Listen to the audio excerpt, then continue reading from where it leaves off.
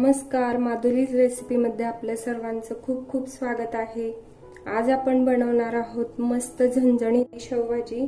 तर त्यासाठी काय काय साहित्य मी घेतलेलं आहे ते आधी बघून घेऊ। त्यासाठी मी घेतलेले आहे 1 वाटी शेवया आहे, त्याऐवजी तुम्ही लाल शेवई वापरू शकता। 2 कांदे चिरून घेतलेले आहे, त्यानंतर जिरं, 1 टोमॅटो बारीक चिरलेला, थोडीशी कोथिंबीर, लसूण पाकळ्या ठेचून घेतलेल्या, 2 हिरव्या मिरच्या चिरून घेतलेल्या, थोडासा कढीपत्ता, लाल मिरची पावडर, त्यानंतर हळद, धना पावडर आणि जिरा पावडर, मीठ आणि हा शेवभाजी मसाला आहे बघा। मार्केटमध्ये कुठेही तुम्हाला सहज मिळेल, किंवा शेवभाजी मसाला नसेल तर तुम्ही गरम मसालाही वापरू शकता।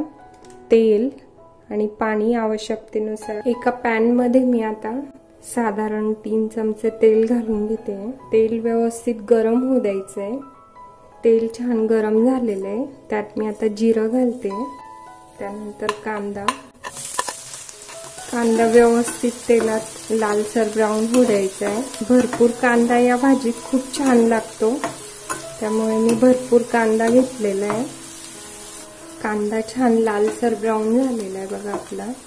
त्यात मी आता टोमॅटो घालते। जर तुम्हाला टोमॅटो आवडत नसेल तर नाही घातला तरी चालतो। त्यानंतर हिरवी मिरची 2 बारीक चिरून घेतलेल्या, थोडासा कढीपत्ता, लसूण थोडासा ठेचून घेतलेला आहे। छान व्यवस्थित मिक्स करून घ्यायचंय सर्व साहित्य।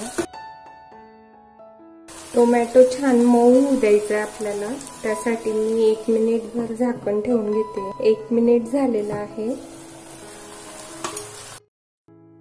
टोमॅटो थोडा सॉफ्ट झालेला आहे बघा आपला आता छान। त्यात आता आपण सुके मसाले टाकून घेऊ।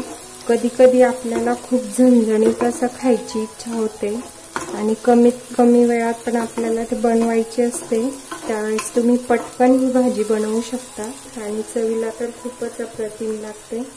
त्यात मी आता हळद, त्यानंतर लाल मिरची पावडर, चटणी तुम्ही तुमच्या आवडीप्रमाणे घालू शकता, धना पावडर आणि जिरा पावडर ही, त्यानंतर शेवभाजी मसाला आहे।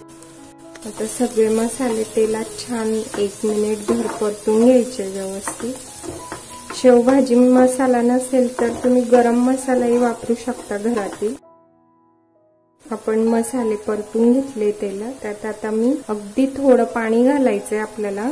साधारण अर्धा ग्लास मी पाणी घालते। खूप जास्त पाणी नाही वापरायचंय आपल्याला। शेव आपले त्यात येतील एवढंच पाणी घालायचंय। छान बघा आपलं तेल सुटायला लागलं, उकळी आली पाण्याला। त्यात मी आता हे शेव घालते।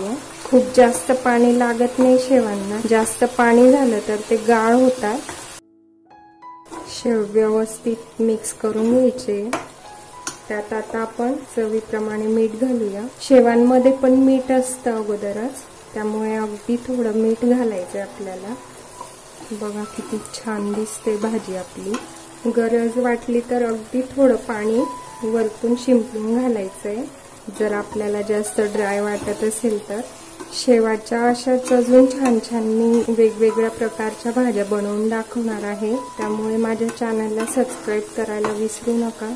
बघा मस्त ड्राय होत आली आपली भाजी। टिफिनलाही तुम्ही घाई असेल त्यावेळेस पटकन 5 ते 10 मिनिटातच ही भाजी तयार करू शकता। त्यावर मी आता कोथिंबीर घालते मस्त वरून।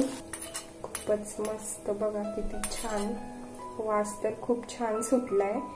एकदा तरी नक्की ट्राय करून बघा आणि तुमचे कमेंट्स मला नक्की कळवा। पराठ्यासोबत, चपातीसोबत तुम्ही ही भाजी खाऊ शकता। रेसिपी आवडली असेल तर लाईक आणि शेअर करायला विसरू नका आणि माझ्या चॅनलला सबस्क्राईब करायला विसरू नका। लवकरच भेटूया नवीन रेसिपी सोबत। धन्यवाद।